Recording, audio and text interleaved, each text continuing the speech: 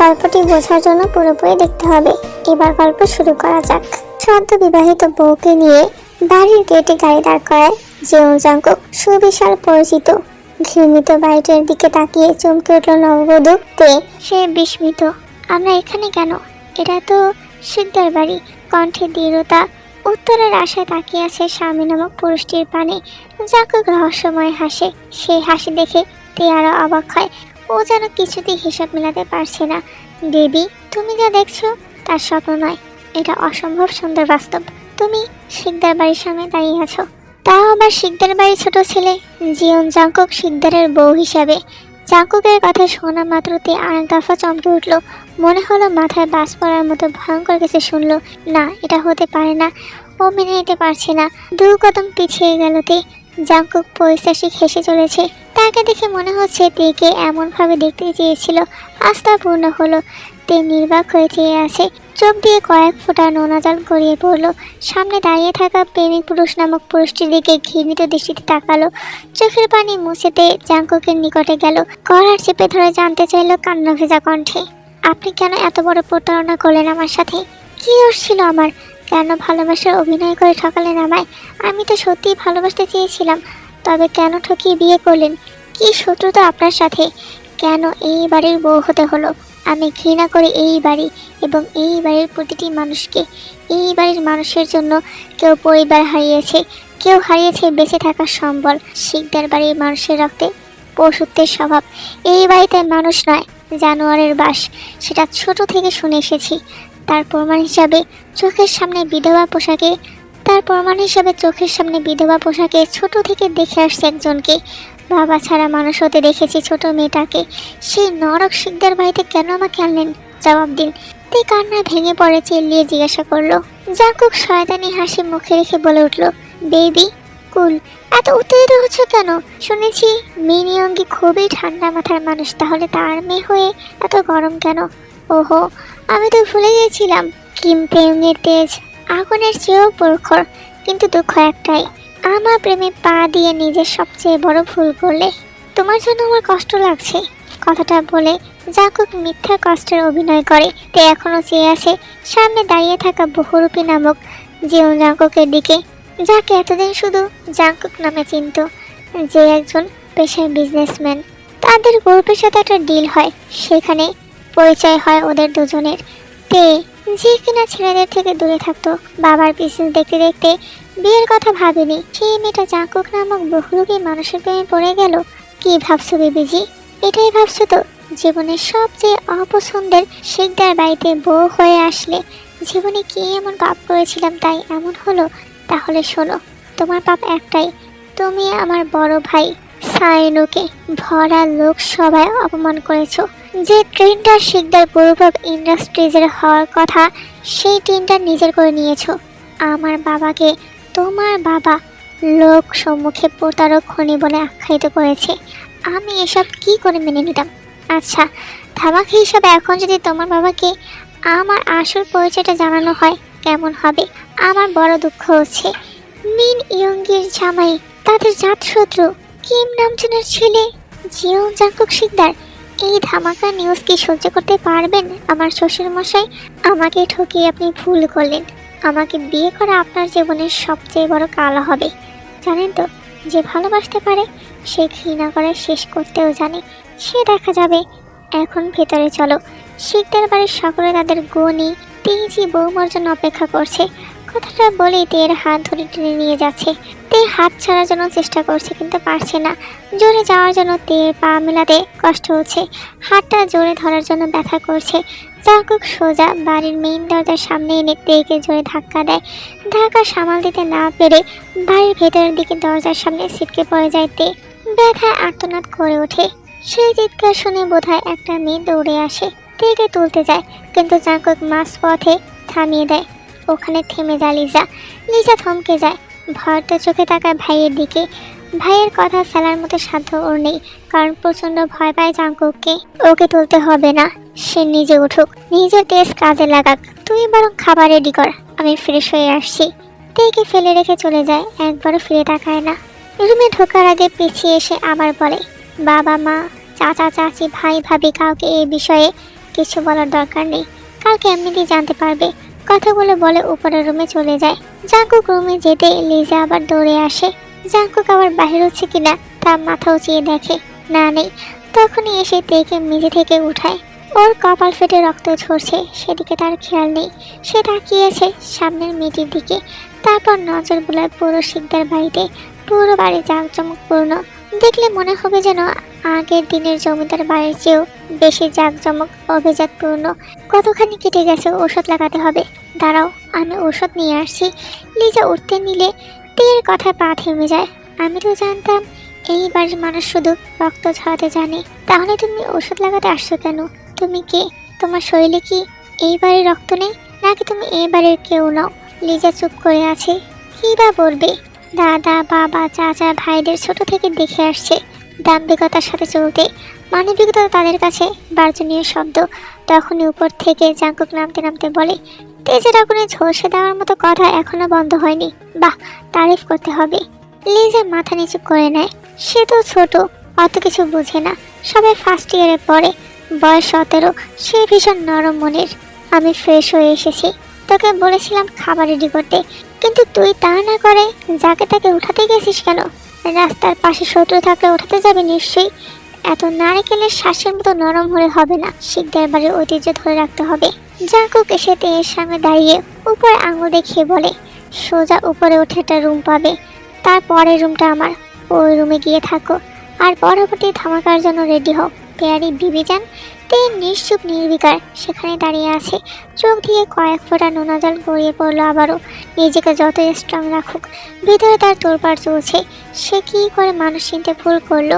এইদিকে তের বাবা মার চিন্তিত মুখ দেখে তের ছোট ভাইটার একটু চিন্তা হলো। সে তের ফোনে কল করলো, কিন্তু কল ঢুকছে না। অতঃপর সে জাঙ্কুকের ফোনও কল দেয়, কিন্তু রিং হচ্ছে, কেউ ধরছে না।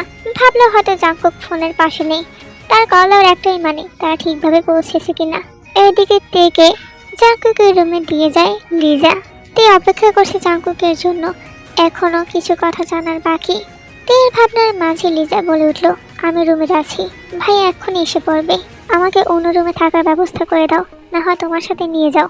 কিন্তু ভাইয়া। লিজার কথা শেষ হওয়ার আগেই জাঙ্কুকের আগমন ঘটে। মুখে তার চমৎকার হাসি, হাতে রয়েছে তার প্রিয় খরগোশ, যার নাম কুকি। ওকে নিয়ে আদর করছে, মাথায় হাত বুলিয়ে দিচ্ছে। তে সেদিকে চেয়ে তাচ্ছিল্য হাসে, মনে মনে বলে ওঠে, যাদের মানুষের প্রতি দয়া মায়া নেই, সে আবার একটা জন্তুর উপর ভালোবাসা ঢালছে। এ বড়ই হাস্যকর ব্যাপার। জাঙ্কুক এবার টের দিকে তাকায়, তারপর কুকিকে লিজার হাতে দেয়। ইশারায় লিজাকে চলে যেতে বলে। লিজা একবার তের দিকে তাকিয়ে পা বাড়ায় নিজের রুমে। এখানে থাকার সাধ্য নেই তার। মেটার জন্য মায়া হলেও কিচ্ছু করার নেই। লিজা যেতেই জাঙ্কুক তড়িৎ বেগে দরজার কাছ থেকে রুমের ভেতরে আসলো। তের কাছে এসে মুখোমুখি দাঁড়ালো। কি বলছিলে লিজাকে? ও হ্যাঁ, আজ আমাদের বাসর, অথচ তুমি অন্য রুমে যেতে চাচ্ছ। This is not fair. ভালোবেসে বিয়ে করলাম, অথচ ভালোবাসবো না, বাসর করবো না, তা কি করে হয়? জাঙ্কুক তের কানের ঝুমকোতে আঙুল দিয়ে টুকা দিতে দিতে কথাগুলো বলে। তে জাঙ্কুকের হাত ছটকা দিয়ে সরিয়ে দেয়। দাঁতে দাঁত পিষিয়ে তেজি কণ্ঠে বলে, ভালোবাসা মাহফুট, আপনার ওই মুখে এই কথা মানায় না। আপনারা জানেন তো শুধু নোংরামি, খুন খারাপি, ঐতিহ্যর ক্ষমতার দাপট। মূর্তি জাঙ্কুকের রাগ অপ্রতিরোধ হয়ে উঠল। তার চোখ শক্ত হয়ে এলো। ছট করে তের বাম হাতে মুছড়ে ফেলে বেডের উপর সে নিজে তার দিকে ঝুঁকে বলে ওঠে, নোংরামির কে দেখলে? যেহেতু বলেই ফেলেছ নোংরামি করি, তাহলে তোমার সাথে করিয়ে দেখাই। ও সরি, নোংরামি হবে কেন? তুমি তো বৈধ স্ত্রী, সেই হিসাবে পবিত্র। তে চোখ মুখ খিচে আছে। জাঙ্কুক তের দিকে এগিয়ে যাচ্ছে। শাড়ির আঁচলে টান অনুভব করতে তে চোখ খুলে। জাঙ্কুক শটাং করে তের কোমরের কাছে শাড়ির গোছে গুজে রাখা ছুরিটা বাহির করে। তে ব্যথায় চোখ খিচে নেয়। ছুরিতে সেখানে রক্ত লেগে আছে। জাঙ্কুক ছুরিটা সামনে ধরে। তের চোখে চোখ রেখে বলে, কি হলো তেজস্বী কন্যা? ছুরির আঘাত করতে এসে নিজে আহত হলে? কি সাহস তোমার, মানতেই হবে। বাসার ঘরে ভালোবাসার বদলে স্বামীকে খুন করতে ছুরি এনেছো। বিয়ের প্রথম রাতে বিধবা হতে চাও? তে শরীর রাগে ঘৃণায় রিরি করছে। জাঙ্কুকের মুখ দেখতে নিজের প্রতি নিজের রাগ হচ্ছে। ঘন্টা কয়েক আগে যাকে ভালোবেসে মেনে নিয়েছিল, সুখে সংসার করার আশা পবিত্র বন্ধনে আবদ্ধ হলো, এখন তাকে ঘৃণা করতেও পারছে না। জাঙ্কুক এক টানে তেকে টেনে দাঁড় করায়। তীর ওদরের কাটা জায়গায় জোরে চেপে ধরে।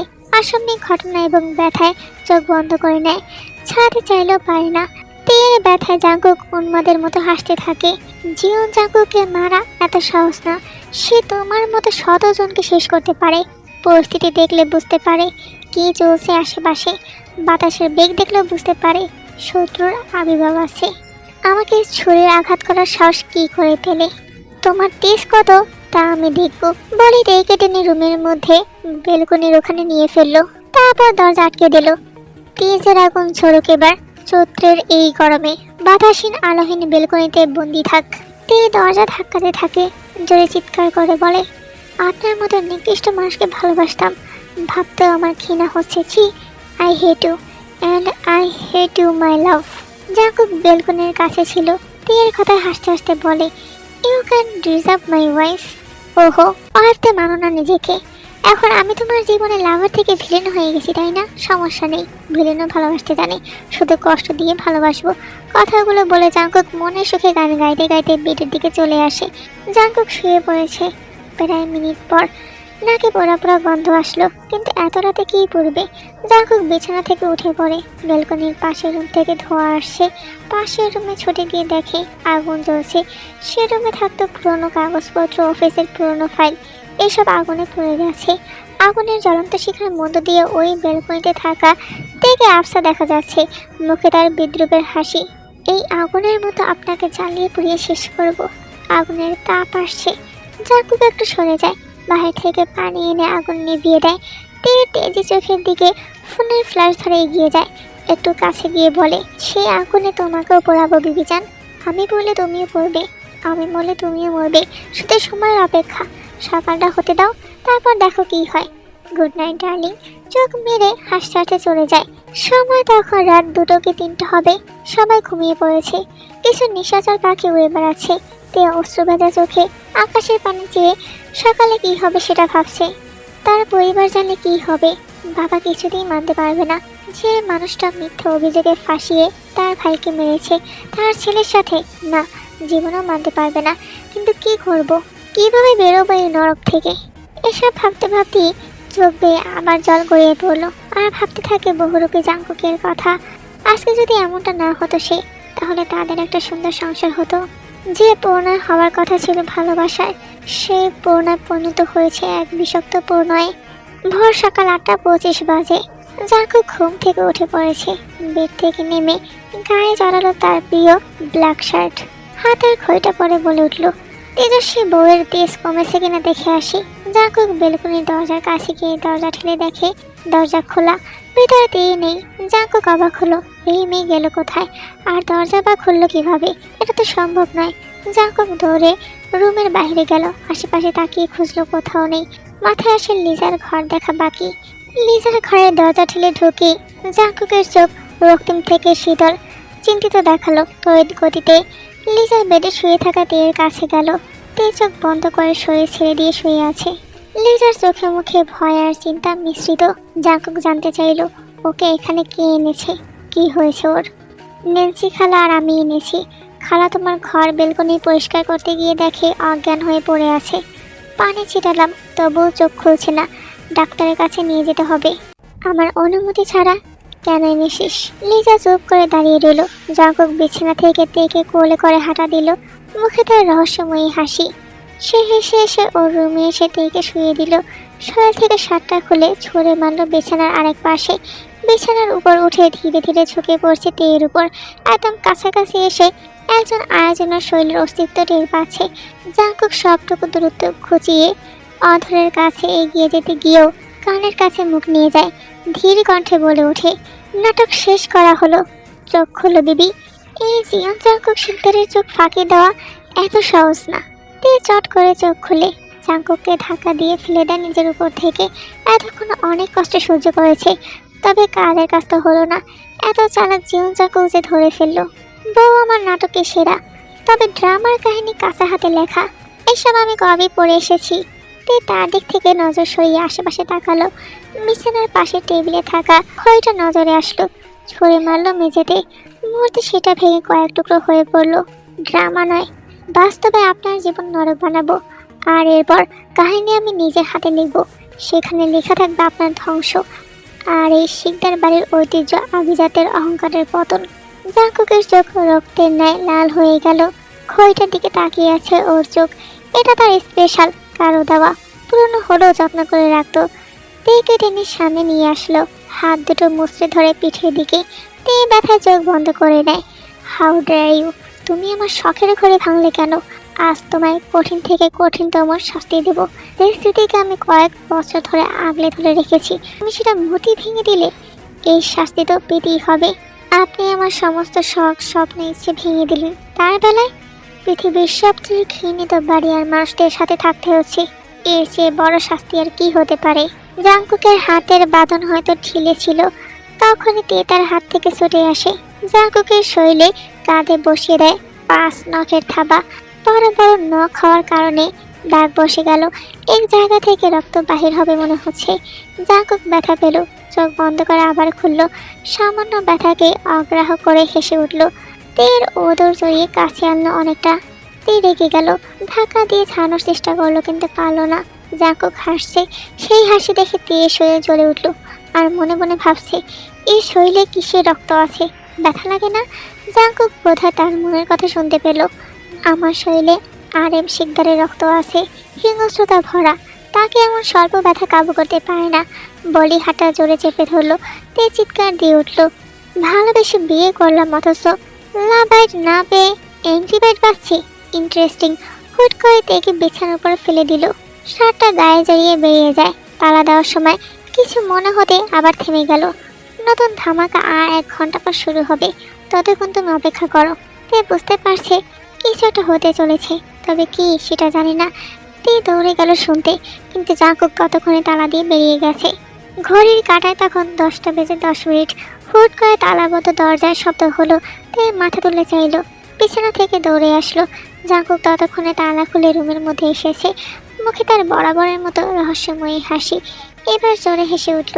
তে একটু ভয় পেল, অজানা আশঙ্কায় বুকের ভিতর ধুকধুক করতে লাগলো। জাঙ্কুক হাসিতে মজে এগিয়ে আসলো, ফোনটা রিসিভ করে তের কানে চেপে ধরলো। কয়েক সেকেন্ড অতিবাহিত হওয়ার পর তে দুপা পিছিয়ে গেল। শরীর কেমন নিস্তেজ হয়ে গেল। হুট করে পড়ে যেতে নিলে জাঙ্কুক ধরে ফেললো। তের মুখে কথা নেই, চোখ দিয়ে জল গড়িয়ে পড়ছে। তের হুঁশ আসলো। ফোন কলের কথাগুলো মনে পড়তেই উন্মাদ দিশেহারা হলো। তার থেকে ছাড়িয়ে নিয়ে দৌড়ে যাওয়ার জন্য পা বাড়ালো। দরজার কাছে পৌঁছানোর আগে জাঙ্কুক পিছন থেকে শক্ত করে চেপে ধরলো হাতটা। যেতে দেবো না, স্বামীর পারমিশন ছাড়া কোথাও যেতে পারবে না। তে কেঁদে ফেললো। জাঙ্কুকের পা জড়িয়ে বলল, প্লিজ যেতে দিন। জাঙ্কুক চুপ করে দিল। বৃদ্ধা আঙ্গুলের আংটিটা আরেক আঙ্গুলে চেপে ধরলো, বোঝালো সেও এমন করে শিকার ধরে। আজকেও শেষ হলো। ওয়াও, তার এত খারাপ দিন আসলো যে জীবন জাঙ্কুক শিকদারের পা ধরছে। ইন্টারেস্টিং। হাসি মুখ থেকে মুহূর্তে পরিবর্তন হলো রাগে। তেজ থুতনি চেপে কর্কশ কণ্ঠে বলল, ঠিক এমনটাই আমি দেখতে চাই। আজ তুমি পা ধরছো, কালকে ধরবে তোমার বাবা। চিন্তা করো না, এত সহজে মরবে না। আমার বাবার পা ধরে ক্ষমা চাওয়ার জন্য হলেও বেঁচে থাকতে হবে। আমাকে হাসপাতালে যেতে হবে এক্ষুনি। এত তাড়া কিসের? তোমার ভাই আছে তো, সে সামনে নেবে। তে তীব্র চোখে তাকালো। আমার বাবা অসুস্থ, আমার বাবার পাশে আমি থাকবো। আপনার অনুমতি লাগবে না, আমি যাচ্ছি। আমাকে আটকাতে আসবেন না। তুমি এখন আমার বাড়িতে আছো, আমার নিয়মেই থাকতে হবে। আমি মানুষ, আপনার কোনো খেলনা পুতুল না। জাঙ্কুক বৃদ্ধা আঙ্গুলের আংটিটা পাশের আঙ্গুল দিয়ে অর্ধেকটা খুললো। তারপর কিছু না বলে চলে গেল। যাওয়ার আগে তালা দিতে ভুললো না। ঘরের সমস্ত কিছু তেজ ছুঁড়ে ফেললো মেঝেতে। কান্না করতে করতে বসে পড়লো। বাইরে কোথাও সাইরেনের শব্দ ভেসে আসছে, হয়তো অ্যাম্বুলেন্স। সেই শব্দে তের বুকের ভেতর ভয় আসলো। অজস্র ভয় কাজ করতে শুরু করলো। আজানের শব্দে তের হুঁশ ফিরল। দৌড়ে আবার দরজার কাছে গেল। বাইরে কেউ কথা বলছে। তে চিৎকার করে বলল, প্লিজ দরজাটা কেউ খুলে দিন। তার চিৎকার অনেকে শুনলেও কারো সাহস নেই দরজা খোলার। কারো সাড়া না পেয়ে তে কাঁদতে কাঁদতে দরজার পিঠ ঠেকিয়ে বসে পড়লো। মনে মনে শপথ করলো, যেভাবেই হোক আমি আমার বাবার কাছে যাব, কেউ আমাকে আটকাতে পারবে না।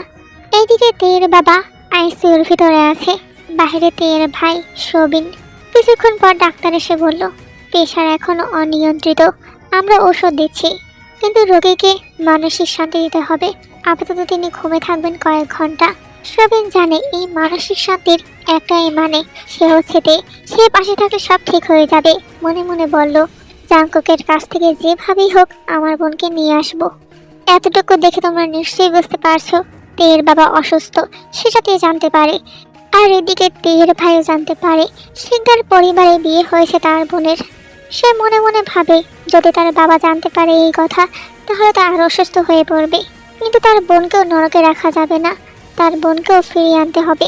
এইদিকে দুপুরে কাজের মিটিয়ে আসলো, এসে তালা খুলে দিল। তে হেসে উঠল, যাওয়ার পথ পেতেই ছুটল। তবে থেমে গেল মেয়েটির কথা শুনে। গেটের সামনে কে যেন আপনার নাম ধরে রাখছে। গার্ডরা ভেতরে আসতে দেয়নি, ধাক্কা দিয়ে বাহির করে দিল। কিন্তু ছেলেটা বাসার সামনে দাঁড়িয়ে আছে। তের মন বুঝতে পারলো হয়তো তার ভাই এসেছে নিতে। বাসায় কাজের লোক ছাড়া তার কেউ নেই। বাড়ির লোকগুলো কোথায় যেন গেছে, কার শুনেছিল। এটা তারই ভালো হয়েছে। তে চুপে চুপে ঘর থেকে বেরিয়ে ছুটল দরজার কাছে। না, এখানে কেউ নেই। তবে অবাক হলো, কেউ নেই কেন। আবার ভাবলো দুপুর হয়েছে, তাই হয়তো খেতে গিয়েছে। সেসব চিন্তা বাদ দিয়ে দরজা বেরিয়ে ছুটল গেটের দিকে। আশ্চর্যের বিষয় হলো গেটের সামনে কেউ নেই। ওই মেয়েটা বলল ছেলেটা এসেছে, তারাও নেই, কোনো গার্ডও নেই। তের কেমন সন্দেহ হলো, যেই বাড়ির আশেপাশে গার্ডের অভাব নেই সেখানে আজ কোনো গার্ডই নেই। কেমন একটা রহস্যের গন্ধ আসছে। আশেপাশে চোখ বুলিয়ে দেখলো না, আসলে কেউ নেই। গেট ফাঁক করে পা বাড়ালো, তখনই পেছন থেকে কেউ বাম হাত চেপে ধরে। তে ভয় পেল, বুক ধক করে উঠলো। তে ঘুরে তাকালো, দেখতে পেল জাঙ্কুকের মুখখানা। অধর জুড়ে রয়েছে তীর্থের হাসি। তের হাত হ্যাঁচকা টান দিয়ে সামনে আনলো। তোমাকে তো বলেছিলাম মিসেস জিওন, আমার অনুমতি ছাড়া এক কদমও যাবে না। তোমার সাথে একটু গেম খেললাম, তুমি এত বোকা কেন বলো তো? নিজেকে তো চালাক ভাবো, তেজ দেখাও। তবে এতটুকু বুদ্ধি নেই, মাথায় আসলো না ঘরের তালা কেন খুলে দিল? অবশ্যই আমি অনুমতি দিয়েছিলাম বলে। যে বাড়ির আশেপাশে গার্ড সবসময় থাকে, আজ কেন নেই? এতটুকু মাথায় আসলো না। তে নির্বিকার চেয়ে রইল কিছুক্ষণ। প্লিজ একবার যেতে দিন। অসহায়ত্বের সুযোগ নিয়ে আপনি যা করেছেন তা কখনো ভুলবো না। জাঙ্কু কিছু একটা ভেবে বলল, ওকে যেতে দেব। এতটুকু শুনিতে খুশি হলো, পা বাড়ালো যাওয়ার জন্য। জাঙ্কু আবার থামিয়ে বলে উঠল, ওয়েট, এত খুশি হলো না আগে। যেতে দেওয়ার জন্য আমার একটা শর্ত আছে, সেটা আগে শোনো। তের হাসি মাখা মুখটা নিমেষে কালো হলো। জানতে চাইলো কি শর্ত? বলছি চলো। যতই হোক ভালোবাসার বউ, তার কথা কিভাবে না রাখি। তার কান্না যে সহ্য হয় না বলে স্যাড হওয়ার নাটক করলো। সেই নাটক দেখে তের গা চলে গেল। তবে এই মুহূর্তে কিছু বলল না। এখন জরুরি তার বাবার কাছে যাওয়া। এইদিকে হসপিটালের করিডোরে তের ভাই আর তের মা দাঁড়িয়ে আছে। তখনই দেখলো তে আসছে হাসপাতালের করিডোর থেকে। হসপিটালে আরো একজন উপস্থিত ছিল, তের বন্ধু কাই। তে হসপিটালে অনেকক্ষণ থাকার পর হঠাৎই তার ফোনে কল আসে। তে নাম্বার দেখে সাথে সাথে রিসিভ করে। ওর পাশ থেকে কি বলে শোনা গেল না, তবে তে ভয় পেল। কাঁপা কাঁপা গলায় তার বন্ধু কাইকে উদ্দেশ্য করে বলল, তুমি মাকে দেখে রেখো, আর সবিন আসলে বলিও আমি চলে গেছি। বাবার খেয়াল রাখতে বলিও, সম্ভব হলে আবার আসবো। তুমি কোথায় যাবে এই পরিস্থিতিতে? তে উত্তর দিতে পারলো না। ফোনের মেসেজ টোনে চোখে পড়লো। স্ক্রিনে ভেসে ওঠা মেসেজটা দেখি বাহির পথে ছুটলো তে। কাই নির্বিকার চেয়ে রইল, অসহায় দুটি চোখ টের যাওয়ার দিকে তাকিয়ে। সে বুঝতে পারলো জাঙ্কুক নিশ্চয়ই ফোন দিয়েছিল আর এমন কিছু বলেছে যাতে তে যেতে বাধ্য হয়। হসপিটাল থেকে বাইরে যেতেই তে দেখলো সেখানে গাড়ি দাঁড় করানো আছে। তে চুপচাপ গিয়ে গাড়িতে উঠে বসে পড়লো। ড্রাইভার একটাও কথা না বলে গাড়ি স্টার্ট দিল। শিকদার বাড়ির গেট পেরিয়ে গাড়ি এসে থামলো বাড়ির ভেতরের বিশাল জায়গায়।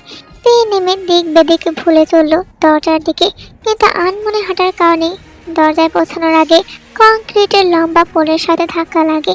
কপালে বাড়ি খায় ভীষণ জোরে। তে ব্যথায় চোখ বন্ধ করে কপালে হাত রাখে। এত জোরে লেগেছে মনে হচ্ছে মগজে আঘাত পেল। সে নিজেকে উপহাস করে বলল, এই কপালের লিখনে ছিল এসব। এমন ঠান্ডা পড়া কপাল ব্যথারই যোগ্য। যেখানে ভাগ্য নিজের সাথে খেলা করে সেখানে কপালের লিখন তো ফলবেই। খণ্ডানের শক্তি যে কারণেই। তে দরজা পেরিয়ে ভেতরে পা রাখতে দেখতে পায় সিঁড়ির মাথায় দাঁড়িয়ে জাঙ্কুক। মুখে সেই তৃপ্তি মাখা হাসি, যেন শিকার ফাঁদে পড়েছে। এই লোকটা কত অচেনা, যার হাসিতে একসময় মুগ্ধ হতো, সময় পরিবর্তনে এখন ঘৃণা লাগে। এই মেয়ে এখানে কি করছে? দাম্ভিক বজ্রপাতের ন্যায় কণ্ঠে কেঁপে উঠল তেজ সহ শিকদার বাড়ির প্রতিটি মানুষ।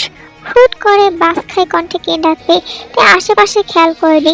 তের চোখ যখন গেল সোফায় বসে থাকা দুটি মানুষের উপরে। মুহূর্তে ঘৃণার আগে রেডি করতে লাগলো তের সর্বাঙ্গ। মনে হলো এমন পরিস্থিতিতে দাঁড়ানোর চেয়ে তার মৃত্যু ভালো ছিল। আর এম শিকদার উঠে দাঁড়ালো।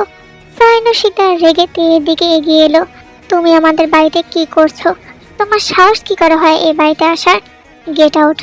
আমি ভুলিনি সেদিনের অপমান। সাইনো একটু এগিয়ে যেতেই তে পিছিয়ে গেল।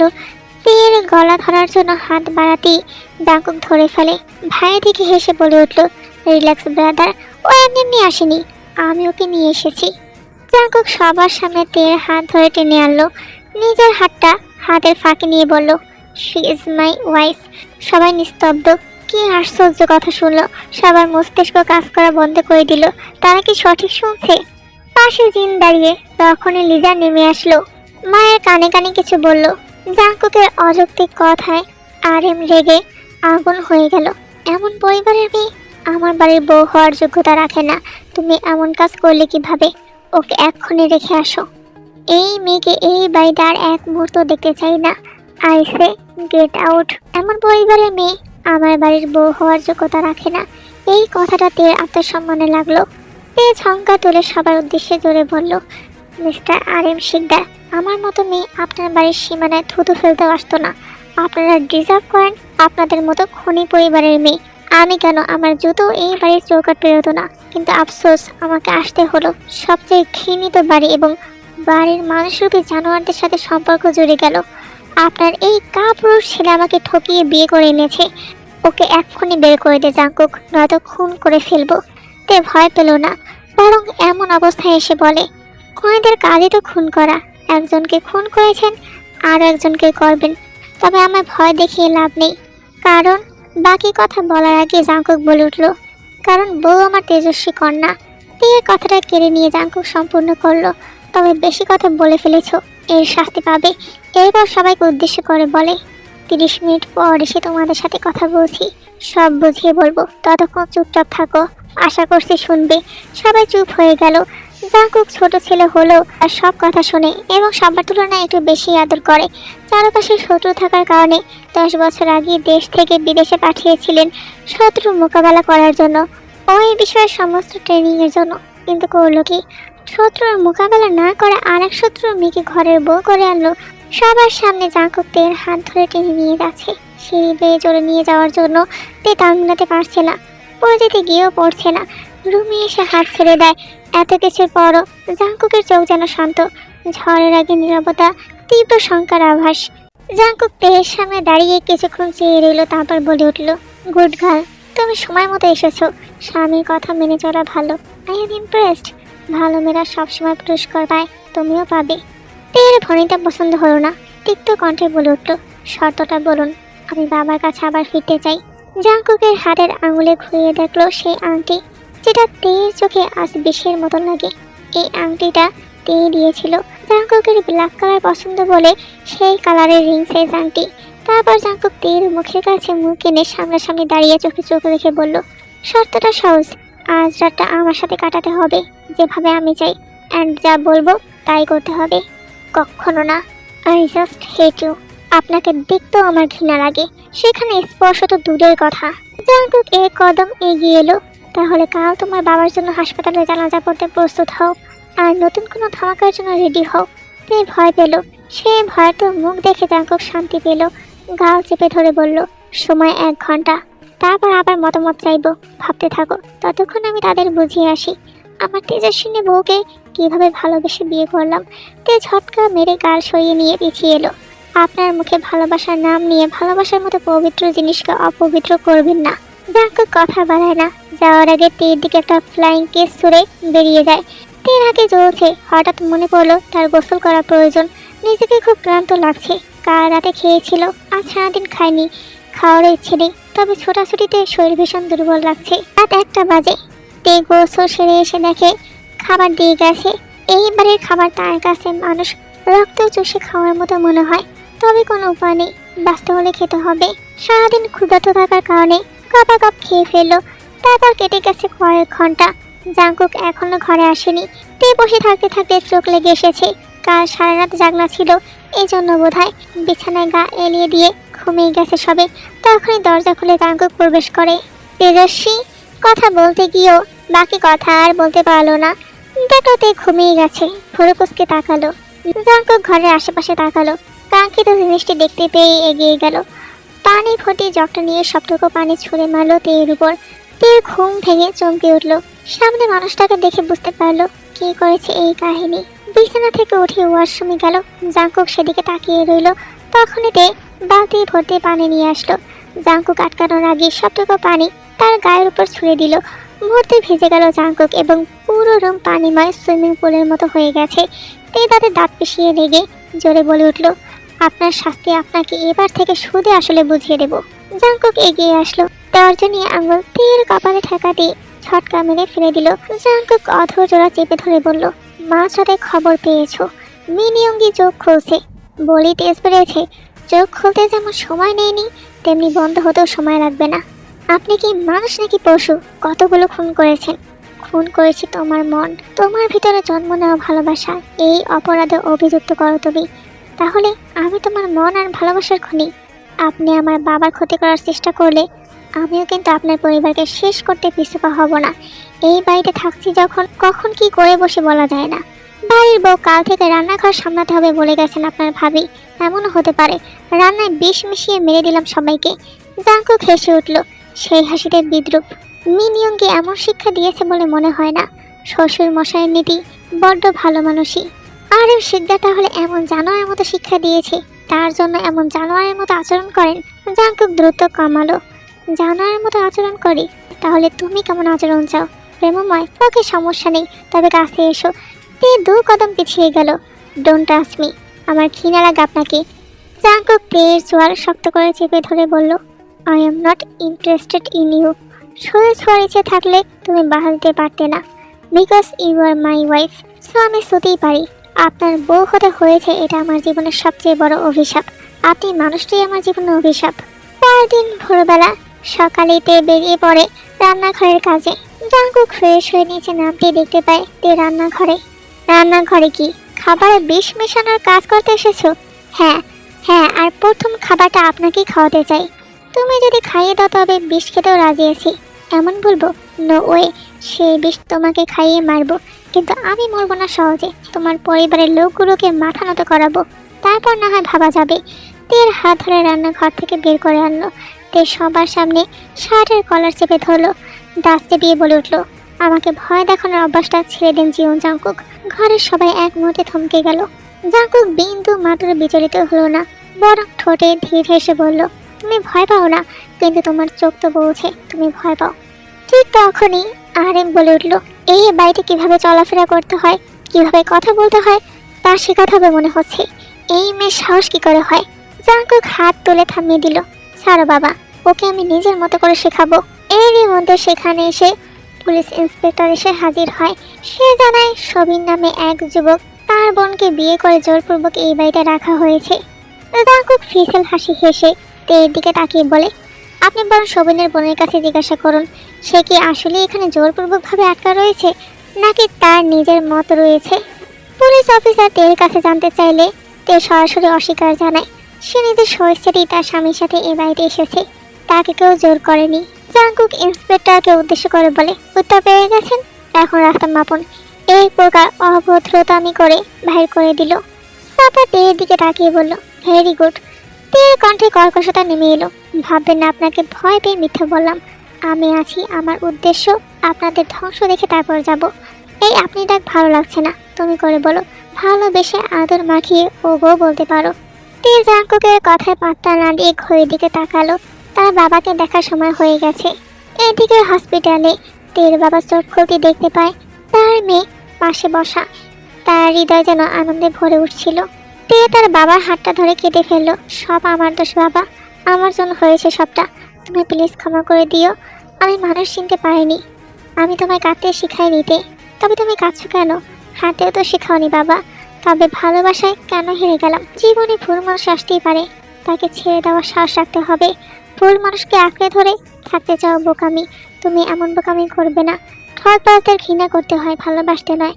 ওই বাড়ির মানুষের কথা ভাবলেও আমার ঘৃণা লাগে। সেখানে ওই ছেলেকে তো আমি ছাড়বো না। তুমি আজ আমার সাথে আমার বাসায় যাবে। তে চুপ হয়ে গেল। এমন পথ কি তার আসলে খোলা আছে? এত তাড়াতাড়ি মুক্তি দেব ওই ব্যক্তি? আলো ফুরিয়ে নীল আকাশে আধার নেমে এসেছে। অতঃপর তে সহ তের পরিবার তাদের নিজেদের বাড়িতে গেল। তে কেবল নিজের রুম থেকে ফ্রেশ হয়ে নিচে আসলো, ঠিক তখনই কলিং বেলটা বেজে উঠল। জাঙ্কুকের বাবা ড্রয়িং রুমে এসেছিল। তের মা গিয়ে দরজাটা খুলে দিল। দরজা খোলার সাথে সাথে ভেতরে ঢুকলো এক লম্বা চওড়া গড়নের মানুষ, হাতে একতোড়া ফুল। কারো অনুমতি না নিয়ে ভেতরে পা রাখলো সে। মুখের সামনে ফুলের বুকে ধরা, এজন্য মুখ দেখা যাচ্ছে না। সুগা কেবল উঠে দাঁড়ালো। তখনই জাঙ্কুক মুখের সামনে থেকে ফুলটা সরিয়ে বলে উঠল, আসসালামু আলাইকুম শ্বশুর আব্বা, কেমন আছেন? আপনার সুস্থতার জন্য ছোট শুভেচ্ছা আনলাম। আলহামদুলিল্লাহ, আপনাকে দেখে আমারও ভালো লাগছে। মুহূর্তে মিন ইয়ংয়ের চেহারা লাল হয়ে উঠল। তুমি এখানে কি করছো? আমাদের অনুমতি ছাড়া ঢোকার সাহস হলো কিভাবে? এইদিকে তের মুখটা ফ্যাকাশ হয়ে গেল। বুঝতে পারছে কোনো ঝামেলা বাঁধবে। জাঙ্কুক নিশ্চয়ই কোনো মতলব নিয়ে এসেছে। জাঙ্কুক সুগার সামনে এসে দাঁড়িয়ে বলল, জামাইকে দেখে খুশি হননি? ইস, কি ভাগ্য আমার! দুদিন আগেও কত আদরে মেয়ে হাতে তুলে দিলেন, আর আজ এমন করছেন। আপনার কিন্তু এত হাইপার হওয়া উচিত নয়। ডাক্তার কি বলেছে শুনেননি? শেষ কথাটা তের দিকে তাকিয়ে বলল। তে বুঝতে পারলো কি ইঙ্গিত করছে। সুবিনের ভীষণ রাগ হলো, কন্ট্রোল হারিয়ে উঠে পড়ল। জাঙ্কুকের শার্টের কলার চেপে ধরে বলল, বেঈমান ঠকবাজ, এক্ষুনি আমার বাড়ি থেকে বের হয়ে যা। জাঙ্কুক এক ঝটকায় শার্টের কলার ছাড়িয়ে নেয়। শালা বাবু, বয়স অল্প, এত রক্ত গরম হলে চলবে? সম্মান দাও, আমি তোমার দুলাভাই হয়। আমাকে অসম্মান করলে তোমার বোন কষ্ট পাবে। এইদিকে কাই চেয়ার ঠেলে উঠে দাঁড়ালো। তীক্ষ্ণ কণ্ঠে বলল, মিস্টার জাঙ্কুক, এটা আপনার শিকদার ভিলা না। এখানে এসে অভদ্রতামি করা চলবে না। আপনি এখান থেকে বাকি কথা শেষ করতে দিল না জাঙ্কুক, হাত দিয়ে থামিয়ে দিল। এখানে বাহিরের মানুষের থেকে ব্যক্তিগত জীবনে অনধিকার প্রবেশ সহ্য করব না। আপনার কোনো কথা আমি শুনতে চাই না। ভালো চাইলে চুপ থাকুন আর তে থেকে দূরে থাকুন। তে এবার এগিয়ে এসে বলল, আপনি চলে যান। আপনি থাকলে আব্বু টেনশন করবে, আবার অসুস্থ হয়ে পড়বে। তোমাকে না নিয়ে তো যাবো না তেজস্বী। বিয়ে তো বাবার বাড়িতে রেখে যাওয়ার জন্য করিনি। তের বাবা গর্জে উঠল, তুমি বের হয়ে যাও জাঙ্কুক এই মুহূর্তে, না হলে আমি নিজেই পুলিশ ডাকবো। আহা শ্বশুর মশাই, আপনি তো জানেন আমি এসব পুলিশে ভয় পাই না। তারপরও ডাকেন, পুলিশ এসে বলবে নিজের বউকে বাবার বাড়িতে রাখার নিয়ম নাকি নিজের বাড়িতে। এই আমি বসলাম, গেলে বউকে নিয়ে ফেরবো, নয়তো জামাই আদর খাবো। তে তার বাবাকে শান্ত হতে বললো। তারপর ভাইকে উদ্দেশ্য করে বলল, আব্বুকে উপরে নিয়ে যা। আম্মু, তুমি আব্বুকে খাইয়ে দাও, আমি এদিকটা দেখছি। খাটে যেন মুহূর্তে নিস্তব্ধতা ঢেকে গেল। সবার মুখে রাগ, ভয় আর ঘৃণার সাথে স্পষ্ট। জাঙ্কুক বসে আছে মাঝখানে, হাতে এখনো ফুলের তোড়া। সুগার রাগার তো মুখের দিকে চেয়ে বলল, শ্বশুর মশাই, এত রাগ করে কথা বলবেন না। আপনি জানেন আমি যা চাই তাই পেতে হবে।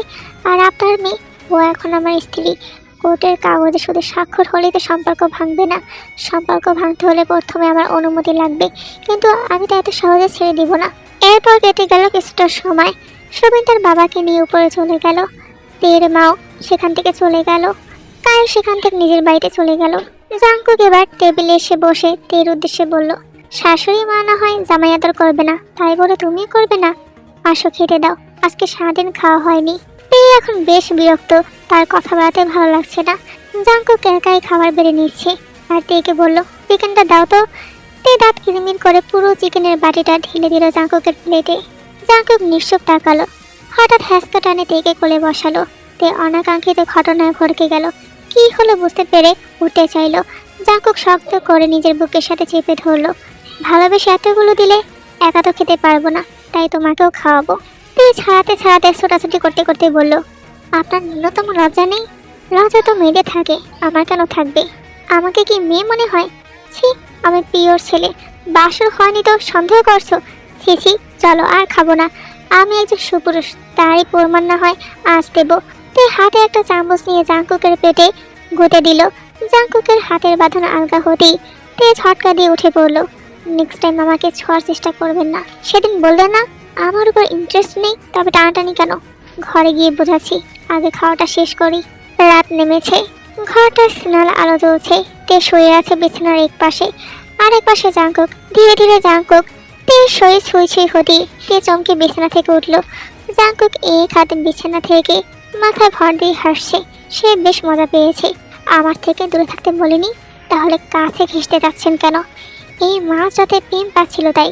কতদিন হলো তোমাকে প্রেমের কাব্য শোনায়নি, তুমিও নিশ্চয়ই মিস করছো। বিষাক্ত প্রেমের কাব্য শোনার ইচ্ছে নেই, এখান থেকে সরেন, নিচে নামুন, নিচে ঘুমান। জাঙ্কুক উঠল না, বরং গাল স্পর্শ করতেই তে হাত ছটকা দিল। তুমি চাইলে ভালোবাসার কাব্য শোনাতে পারি। লাগবে না ধন্যবাদ, আমাকে ঘুমাতে দিন, আর আপনিও ঘুমান। জাঙ্কুক বিছানা থেকে নামলো, পায়েসটা তুলে ফিক্কা মারল তেয়ের গায়ে, শুয়ে পড়ল সোফার উপরে। তেয়ের ঘুমে চোখ বুজে আসছিল, এক সময় সে ঘুমিয়ে গেল। জাঙ্কুক তাকিয়ে রইল তেয়ের দিকে। বউ কিন্তু মাশাআল্লাহ সুন্দর আছে, শুধু তেজ একটু বেশি, অবশ্য আমারও কম না। সমানে সমানে না হলে ঠিক জমে না। এমন সময় ফোনের রিংটোন বেজে উঠল। কল রিসিভ করতে জাঙ্কুক ওপাশ থেকে কিছু শুনতে পেল এবং তার মুখের ভাব পরিবর্তন হলো, আর বলে উঠল, আমি আসছি এক্ষুনি। ফোন রেখে সোফা থেকে উঠে পড়লো, জুতা পরে ছুটল দরজার দিকে। কিছু মনে হতে আবার ফিরে আসলো, তেকে ডাকলো, তে ওঠো। কয়েকবার ডেকেও তেকে ওঠাতে পারলো না। জাঙ্কুক উপায় না পেয়ে বিছানা থেকে কোলে তুলে নিল, পা বাড়ালো ঘর থেকে। তে চোখ খুললে নিজেকে আবিষ্কার করলো জাঙ্কুকের কোলে। অসভ্য লোক, ছাও নামায়, আমি যাব না, আপনি একাই যান। জাঙ্কুক শুনল না, ড্রয়িং রুম পেরিয়ে দরজা খুলে বাহির হলো, সোজা গাড়িতে গিয়ে তেকে বসিয়ে দিল। তে আবার নামতে চাইলে জাঙ্কুক বাধা দিয়ে বলে, তোমার শাশুড়ি মা অসুস্থ, তার সেবা যত্ন করতে হবে, শিকদার বাড়ির বউয়ের দায়িত্ব পালন করতে হবে। 30 মিনিটের মধ্যে পৌঁছালো শিকদার বাড়ির সামনে। বাড়ির দরজা খোলাই ছিল, সবাই বুঝে তাদের জন্য অপেক্ষা করছিল। জিন কোথায় সেই খোঁজ করলো জাঙ্কুক। ঘরে আছে শুনে তেকে নিয়ে ছুটল সেখানে। জিন বিছানায় শুয়ে আছে, লিজা তার পাশে বসে আছে। হঠাৎ সিঁড়ি থেকে পড়ে যায় এবং মাথায় ব্যথা পেয়েছে। মাথায় ব্যান্ডেজ, পায়ের গোড়ালি তো। এই ব্যথার জন্য শরীর কাঁপিয়ে জ্বর এসেছে। জাঙ্কুক লিজাকে উঠতে বলল। সে মায়ের পাশে বসলো আর বলল, দেখে চললে তো পারো, এখন কি হলো দেখলে? জাঙ্কুক তের হাত ধরে টান মেরে বিছানায় বসায়। সারা রাত মায়ের সেবা করবে, তুমি থাকবে মায়ের পাশে। জিন রাজি হলো না, কাউকে থাকতে হবে না, মেয়েটাকে দেখে ক্লান্ত মনে হচ্ছে, নিয়ে যা। জাঙ্কুক শুনলো না, তে কিছু ভেবে বলল, আমার অসুবিধে নেই, আপনার জায়গায় অন্য কেউ হলে অবশ্যই রাজি হতাম না। এই কয়দিনে এতটুকু বুঝেছি, এই বাড়ির দুজন মানুষের মধ্যে মনুষ্যত্ব আছে, এক আপনি আর লিজা। ওয়াও, যাক, মিন ইয়ঙ্গির মেয়ের কাউকে তো পছন্দ হলো, ছেলেকে পছন্দ হয়নি, মাকে হয়েছে, কার ছেলেকে হবে? জাঙ্কুক রুম থেকে বেরিয়ে যেতেই তার ছোট ভাইয়ের সাথে ধাক্কা লাগলো। ছোট ভাই গলা খাকায় দিয়ে বলে উঠল, ভাইয়ের চয়েস আছে, তেজ জিনিসের মজাই আলাদা। জাঙ্কুকের রাগ উঠে গেল, ফট করে থাপ্পড় বসালো গালে। নেক্সট আর একবার এরকম কথা শুনলে মুখ ভেঙে দিব, ওকে নিয়ে বাজে মন্তব্য শুনতে চাই না, বুঝতে পেরেছিস? এরপর কেটে গেল পুরো একটা দিন। তে বিছানা ঠিক করছিল, ঠিক তখনই জাঙ্কুক হস্তদন্ত হয়ে ঘরে ঢোকে। সারাদিন পর আসলো সে বাড়িতে। তে একবার তাকালো, জাঙ্কুক কোনো কথা না বলে বেডে এসে বসলো। তে এদিকে একবার তাকালো না। তে তাকিয়ে আছে, তার হাব ভাব বোঝার চেষ্টা করলো। জাঙ্কুক নিরস ভঙ্গিতে বলল, কি দেখছো? এমন পরিস্থিতি দেখে আনন্দ লাগছে? আমার খুশি বা অখুশিতে আপনার কিংবা আপনাদের কি আসে যায়? আর দুঃখ পাওয়ার কি আছে? আপনাদের এসব তো নিত্যদিনের খেলা। জাঙ্কুক শান্ত কণ্ঠে বলল, নিত্যদিনের খেলা হলে তুমিও সেই খেলার পুতুল হতে, এইখানে থাকতে না। সে আর কথা বাড়ায় না তেয়ের সাথে। একের পর এক ব্যাড নিউজে ভেঙে পড়ছে সকলে।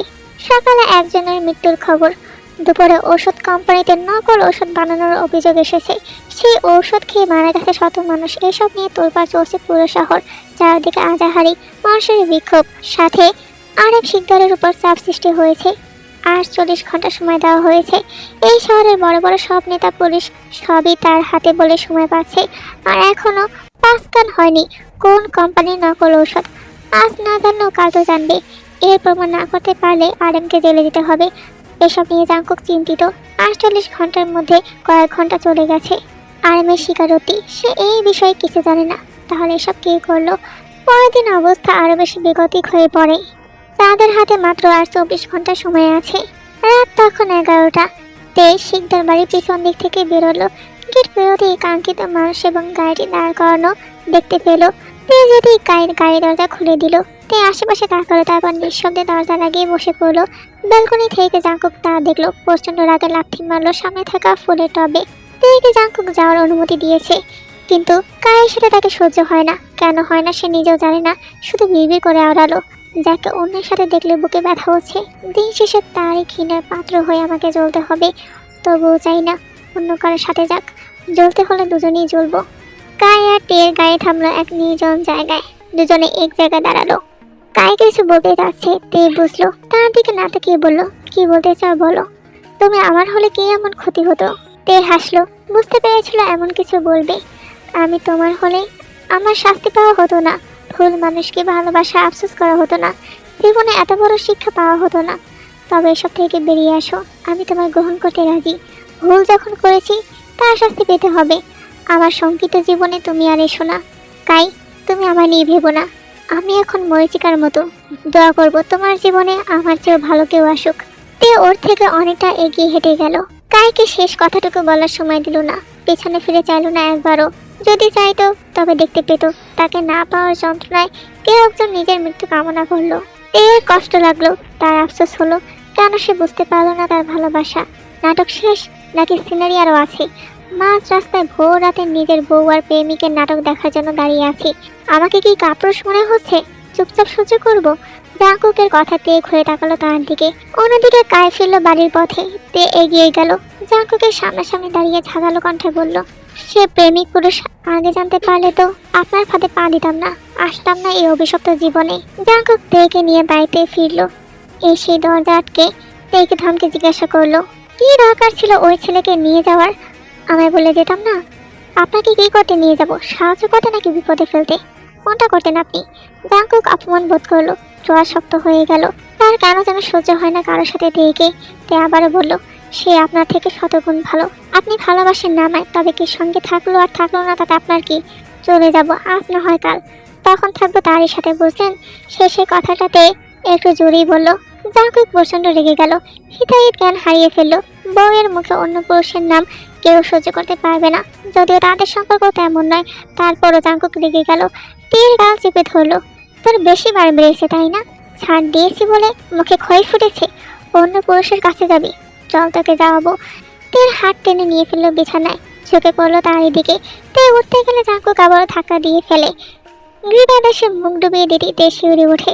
অনুভূতি হয় অন্যরকম, যেটা কখনো আগে অনুভব করেনি। জাঙ্কুক কেবল কানের কাছে মুখ রেখে বলল, যেটা কখনো চাইনি আর সেটা হবে।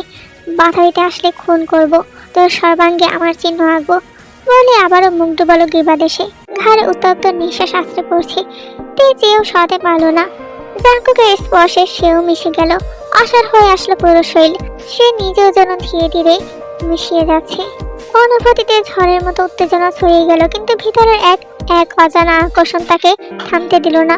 ভোর রাতের অন্ধকার, ঘরের নরম আলো সবই যেন তাদের অজানা পরিণতি আর ভালোবাসায় আরো উন্মুক্ত করে তুলছে। সকালবেলা টের ঘুম ভাঙলো। শরীরের ভেতর এখনো যেন অদ্ভুত ক্লান্তি, আবার কোথাও লুকানো শিহরণ। রাতের ঘটনাগুলো স্পষ্ট মনে পড়তে বুক ধক করে উঠল। চোখ মেলে পাশে তাকাতেই জাঙ্কুককে দেখলো গভীর ঘুমে তলিয়ে আছে। তার মনে হলো সবকিছু যেন স্বপ্ন ছিল। তে উঠে বসলো, আয়নার সামনে গিয়ে দাঁড়াতেই গলায় ঘাড়ে চিহ্নগুলো দেখতে পেল, যা বলে দিচ্ছে কোনো কিছু স্বপ্ন ছিল না। আমি কি করে ফেললাম? এভাবে তো কখনো চাইনি। পাশ থেকে জাঙ্কুকের কণ্ঠ ভেসে এলো, ঘুম যাওয়ানো স্বরে বলল, তোমার শরীরে মনে সবখানে আমি বিচরণ করব। তোমার আমার মাঝে কেউ আসলে সে শেষ হবে। সকাল 8:40। হঠাৎ যেন সময় থেমে গেছে। পুলিশের হাতের হ্যান্ডকাফ এখনো ঝুলছে আর্মের কবজির কাছে। তুই পুলিশকে দাঁড়াতে বলল, তারপর এক ছুটে রুমে গেল। কিছুক্ষণের মধ্যে আবার ফিরে আসলো। তার কাছে একটা ব্যাগ আছে, সে ব্যাগটা টেবিলের উপর রাখলো। তারপর এক গাদা ফাইল আর সাথে একটা ল্যাপটপ। টেবিলে জিনিসপত্র রাখতেই সবাই আরো অবাক হয়ে গেল। সাইনো চিৎকার করে উঠলো, এইসব নাটক কি? এসব কোথা থেকে পেলে? তার মানে তুমি এসব করছিলে? তে কোনো উত্তর দিল না। সে ফাইল খুলে পুলিশের সামনে মেলে ধরলো, এই যে নিন, সব প্রমাণ আছে। শিকদার ল্যাব থেকে ইচ্ছাকৃতভাবে বাজারে ছাড়া হয়েছিল নকল ঔষধ, আর এর পিছনে কারা আছে সেই কাহিনী এই ফোনের ভিডিওতে আছে। জাঙ্কুক এগিয়ে গেল, তের হাত থেকে ফোনটা নিল, ভিডিও চালু করতেই দেখলো টেবিলের উপর টাকা আর নকল ঔষধের কাগজপত্র ছড়িয়ে। স্পষ্ট শোনা যাচ্ছে তাদের কথাবার্তা। সব ব্যবস্থা হয়ে গেছে, শুধু বাজারে ছাড়লেই হবে। লোকগুলো মরুক, আমাদের কি? তারা মরলে RM শিকদার জেলে যাবে আর সাইনুকে দেখা যাবে। তখন সব কিছুর দায়িত্ব আমি পাবো, পুরো রাজ্য দখলে নিব। ভিডিওতে স্পষ্ট দেখা গেল টেবিলের মাথায় বসা ইউজুন আর পাশেই রয়েছে RM এর ভাই। দুজনের মুখে কুৎসিত হাসি। পুলিশ জাঙ্কুকের চাচা আর তার চাচাতো ভাইকে গ্রেপ্তার করলো। মুহূর্তে সেখানে গোলাগুলি শুরু হয়ে গেল। সবাই আতকে উঠলো। জাঙ্কুক চিৎ হয়ে ঢলে পড়লো মেঝেতে। তে হতবাক হলো, জাঙ্কুকের কাঁধ থেকে রক্ত পড়ছে। দরজার কাছে ইউজুনের পাতানোর লোকজন এই কাজগুলো করেছে। তে দ্রুত জাঙ্কুকের কাছে এগিয়ে আসলো। তে জাঙ্কুকের মাথাটা কোলে নিল। জাঙ্কুক কেবল পিটপিট করেছে। তে টলমলে চোখ জোড়া দেখলো। তে তের কোমল হাত জোড়া ধরে ব্যথিত অস্পষ্ট স্বরে বলল, ক্ষমা করিও, ভালোবাসি, আমার নিজের থেকেও বেশি। শেষের কথাটুকু শুনতে পেল না কেউ, তার আগে কণ্ঠ ফিকে হয়ে গেল। আরেম পাগলের ন্যায় ছুটল, সাইনো ফোন করলো অ্যাম্বুলেন্সকে। এরই মধ্যে সেখানে উপস্থিত হয় তের ভাই অর্থাৎ সবিল। সে তের হাত ধরে বলে ওঠে, আপু তুমি চলো এখান থেকে, অবশেষে তুমি মুক্তি পেতে চলেছে এই সব কিছু থেকে। তে নির্বাক নিস্তব্ধ, ভাই যেভাবে নিয়ে যাচ্ছে বাড়িতে সে ঠিক সেভাবেই চলে গেল। কিন্তু বাড়িতে আসার পর তার চোখ থেকে অনবরত জল গড়িয়ে পড়ছে। এইদিকে জাঙ্কুকের অবস্থা আশঙ্কাজনক। ডাক্তার তার অপারেশন করে বুলেট বের করে ফেলেছে, তবে সিকিউরিটি তারা দিতে পারছে না। আশা রাখছে ভালো কিছু হবে, বাকিটা আল্লাহ ভরসা। আর এম দাঁড়িয়ে আছেন চুপচাপ, চোখ দুটো কাচের মতো ঠান্ডা, কিন্তু ভেতরে ঝড় বইছে। তিনি নীরবে হাত তুলে দোয়া করলেন, জীবনের সব অন্যায়, সব ক্ষমতার লড়াই ভুলে এই মুহূর্তে তিনি শুধু একজন বাবা। এইদিকে তে ঘরের মেঝেতে বসে আছে, হাঁটু গেড়ে মাথা নিচু করে কাঁদছে। তার মন কাঁদছে, ভেঙে পড়ছে তার ভালোবাসা। কয়েক ঘন্টা পর জাঙ্কুকের জ্ঞান ফিরল, চোখ না খুলে বিড়বিড় কণ্ঠে বলল, তে। সবাই থমকে গেল। শব্দটা খুব ক্ষীণ, কিন্তু স্পষ্ট তের নাম। দিন কেঁদে ফেললো। ছেলের দিকে তাকিয়ে আছে, কাছে বসে শোনার চেষ্টা করলো তার ফিসফিসিয়ে বলার মতো কথাগুলো। জাঙ্কুক বারবার ফিসফিস করছে, তে। একবার তে বলছে, আর একবার তেজস্বিনী। যেন মৃত্যুর দ্বার করা দাঁড়িয়েও তার হৃদয় শুধু একজনের নামই খুঁজে ফিরছে। রাত গভীর, কিন্তু তের মন যেন অন্ধকারে ডুবে গেছে। চোখের কোণে জমে থাকা অশ্রু টলমল করছে। হঠাৎ এসে চেঁচামেচি শুনে তে মেঝে থেকে উঠে পড়ে, পা বাড়ায় দরজার দিকে। নিচে এসে দেখতে পারলো তার শ্বশুর। প্রথমে তে থমকে গেল, কোনো বিপদ হয়েছে নাকি? উনি আসার তো কথা নয়। ছুটে যেতে চেয়েও বাবার কথা মনে পড়লো, পা হঠাৎ থেমে গেল। আর এম ধীরে ধীরে তের কাছে এগিয়ে আসলো, হাত ধরে বলে উঠল, মা আমি তোমাকে নিয়ে যেতে এসেছি। জাঙ্কুক বারবার তোমার নাম নিচ্ছে, তুমি না গেলে ও উত্তেজিত হয়ে আর অসুস্থ হবে।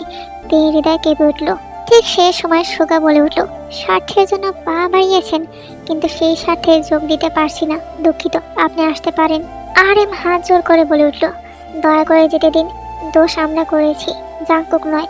ও কেবল আমাদের জন্য এমন ভুল করেছে। সত্যি মিথ্যা কিচ্ছু জানে না। সে এবং আমি দুজনেই ষড়যন্ত্রের শিকার। আপনারা যে দোষ আমাকে অপরাধী বানিয়েছেন সে দোষ আমি করিনি। সুগা আবারও বলে উঠল, বেরিয়ে যান আপনি। আর এম অসহায়ের মতো তের দিকে তাকালো। তার চোখ মুখ শক্ত, চোখে পানি শুকিয়ে গেছে বোঝা যাচ্ছে। যেটুকু আশার আলো নিয়ে এসেছিল তা ফিকে আলো। শেষে নিরুপায় হয়ে সে এসেছিল, এখন আবার নিরুপায় হয়ে চলে যাচ্ছে। ভাবা যায় আর এম কারো দৌড় এসেছে, আবার খালি হাতে ফিরেও গেল, সবই সন্তানের মুখে হাসির জন্য। সে এতটুকু বুঝেছে, শত্রুর মেয়ে হলো খুবই ভালো, তার জন্য কত বড় বিপদ থেকে বাঁচলো। পক্ষ কাটিয়েও যে মানুষ চিনতে পারেনি, মেয়েটা মাসের মধ্যে চিনে ফেললো। আর এম বুঝতে পেরেছে, তার ছেলে মিথ্যে ভালোবাসার কথা বললেও আসলে তার ছেলে এই মেয়েটাকে বড্ড ভালোবাসে। শুধু প্রতিশোধের তোপে পড়ে চাপা ছিল, যেটা এখন বের হচ্ছে। নাহলে মৃত্যুর সজ্জায় এসে এভাবে কারো নাম ধরে ডাকে। অন্যদিকে জাঙ্কুক চোখ খুলেছে। চোখ খুলে প্রথম সবাইকে দেখে আশেপাশে তাকিয়েছিল, হয়তো একটি মানুষকে দেখার আশায়, কিন্তু সেই কাঙ্ক্ষিত মানুষটিকে চোখে দেখতে পেল না। তৃষ্ণাত হৃদয় মরুভূমির ন্যায় খাখা করছিল। সবাই যখন তার সুস্থতায় আনন্দিত, সে তখন চুপচাপ নীরব। মনে মনে কষ্ট হলো ভীষণ, আবার মনে পড়লো ঠকবাজ মিথ্যে ভালোবাসার নাটক করেছি। এমন মানুষের পাশে থাকবি বা কেন, মরলে বোধহয় বেশি ভালো হতো। তবে দোষ আমারই, না জেনে কত কষ্ট দিয়েছি। তখনই তে সেদিনের কথা বলাটা মনে পড়লো, আর মনে মনে আড়ালো, আফসোস আজ করছি। মৃত্যু যন্ত্রণায় না কাতরালেও তোমায় না দেখতে পারার যন্ত্রণায় ঠিকই কাতরাচ্ছি। আর তখন 12টার উপরে। তে নিঃশব্দে জাঙ্কুকের কেবিনের দিকে এগোলো, চারপাশে একবার তাকালো। একজন নার্সকে দেখতে পেয়ে জিজ্ঞাসা করলো জাঙ্কুকের কথা। ধীরে ধীরে নিঃশব্দে সে জাঙ্কুকের পাশে বসলো, হাত রাখলো জাঙ্কুকের হাতে। ঘুমের মধ্যে জাঙ্কুক কিছুটা নড়ে উঠলো, বাম হাতটা দু হাতে চেপে ধরে চুমু খেলো। বুকের পাশটা ব্যান্ডেজ করা জায়গাটা হাত বুলালো। হঠাৎ কারো পায়ের শব্দ শুনতে পেল। তে তড়িঘড়ি করে উঠে পড়লো, যাওয়ার জন্য পা বাড়িতেই থেমে গেল। পিছনে ঘুরে দেখলো তার ওড়নার কোনা জাঙ্কুকের হাতের নিচে। তে পিছিয়ে আসলো, ওড়নাটা ছাড়িয়ে নিল। এই চোখের পানি মুছে কেবিন থেকে বাহির হলো। দরজা পেরোতেই আরামকে দেখে থমকে গেল। এসেছো তবে লুকিয়ে দেখে পালিয়ে যাচ্ছ কেন? যা দোষ করার আমি করেছি, জাঙ্কুক তো নয়। হ্যাঁ, সে তোমায় কষ্ট দিয়েছে কিন্তু ঠকায়নি। সে যে মুখে তোমায় বলেছিল ভালোবাসেনি, সে মুখে এখন বলে ভালোবাসে। ভালোবাসা তখনও ছিল, এখনো আছে, পার্থক্য শুধু এতটুকু, প্রতিশোধের নেশায় ভালোবাসাটা নিচে ছিল। তে মুখ ঘুরিয়ে নিল। কোনো প্রতি উত্তর না করে যেতে নিল। আবারও আরেম বলে উঠল, দেখা দিয়ে যাও, নয়তো সে নিজেকে দোষী সাব্যস্ত করে করে করে মরবে। ভালোবাসার ব্যথা আমিও বুঝি মেয়ে। আরেম তের হাত ধরে নিয়ে কেবিনে প্রবেশ করলো। এরই মধ্যে জেগে উঠল জাংকুকের মাও। সেটাকে দেখতে পেয়ে জড়িয়ে নিল বুকের সাথে। তুমি এসেছো? ছেলেটা তোমায় না দেখতে পেয়ে কষ্ট আর অনুশোচনায় ভুগছিল। খায়নি তেমন কিছুই, না কথা বলছে না কারো কথা শুনছে। তেকে কেবিনের ভেতর দিয়ে আরেম তার স্ত্রীকে নিয়ে বাইরে চলে গেল। তে এবার এক পাশে গিয়ে বসলো। জাংকুকের বাম হাতটা ধরতে নজরে পড়ল ব্ল্যাক রিংটা। তারই দেওয়া এটা সামান্য উপহার। ঘড়ির দিকে তাকিয়ে দেখলো 2টো বাজে। হঠাৎ ফোনটা বেজে উঠলো।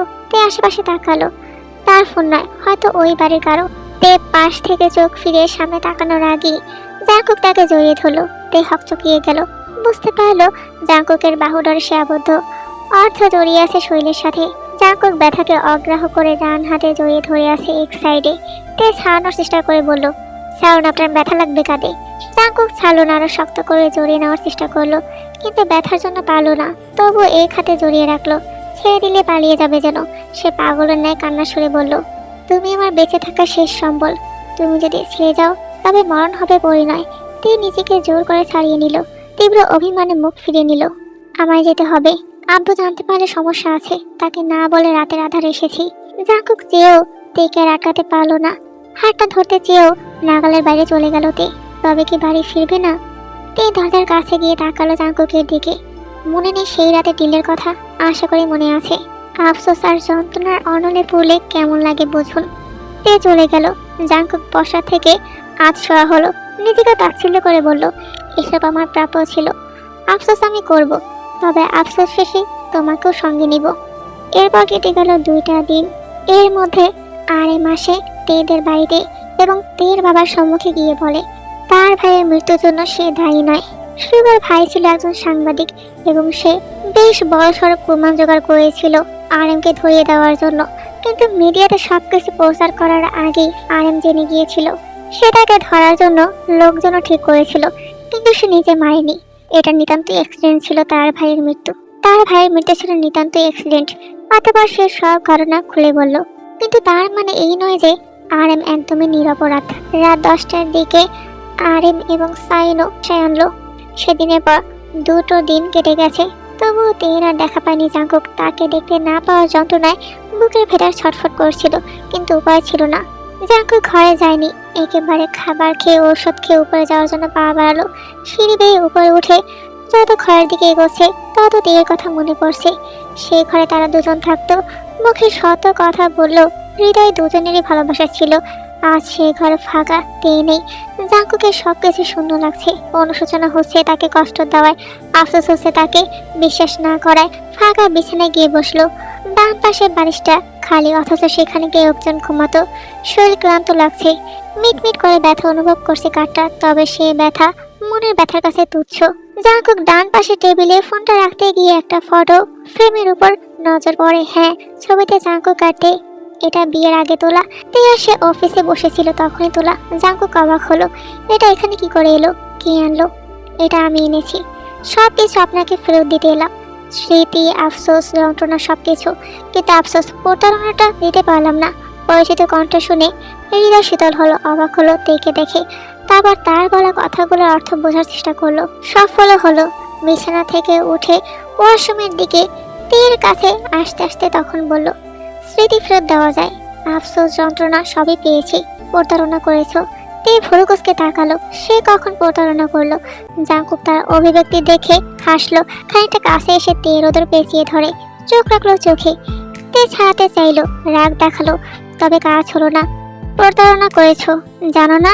এই যে আমার বাড়ি আসবে, থাকবে না আমার সাথে, অথচ এই বাড়িতে, এই ঘরে এবং এই ঘরের মালিকের অলিঙ্গনে আছো। এটা কি প্রতারণা নয়? আমারটা ছিল মিথ্যা প্রতারণা, যার কোনো ভিত্তি ছিল না। আর তোমার প্রতারণা ভালোবাসার প্রতারণা। এমন প্রতারণার শিকার সকলে হোক। তোমার মতো তেজস্বী বউ সবার কপালে জুটুক। তে লজ্জায় মাথা নিচু করে অন্যদিকে ফিরিয়ে নেয় মুখটা। জাংকুক তার 2 হাতের আদলে তের মুখখানা নিজের দিকে ফিরিয়ে এনে বলে, তে, আমি তোমাকে ছাড়া নিঃস্ব। আমি তোমাকে ভীষণ ভালোবাসি তে। তের চোখ বেয়ে অজান্তেই জল গড়িয়ে পড়ল। কোনো প্রতি উত্তর করতে পারল না। জাংকুক তার চোখের পানি মুছে দিয়ে তের কপাল নিজের ভালোবাসা পরশিকে দিল। তে কোনো বাধা দেয়নি জাঙ্কুককে। যখনই জাঙ্কুক তের অধরের দিকে নজর দিল, তখনই তে অন্যদিকে মুখ ফিরিয়ে নিল। লজ্জায় অন্যদিকে চলে যেতে চাইলে জাঙ্কুক তেকে আবদ্ধ করে নেয় নিজের সাথে। তের নিঃশ্বাস ভারী হয়ে আসছে। জাঙ্কুক তেকে কোলে তুলে নিল, এগিয়ে গেল বিছানার দিকে। জাঙ্কুক তার ভালোবাসার চাদরে তেকে মিশিয়ে নিল। তেও নিজেকে সঁপে দিল জাঙ্কুকের হাতে। জাঙ্কুক রাজত্ব চালালো তের অধরে, তেও সায় জানালো। আর এই গল্পের সমাপ্তি এখানেই।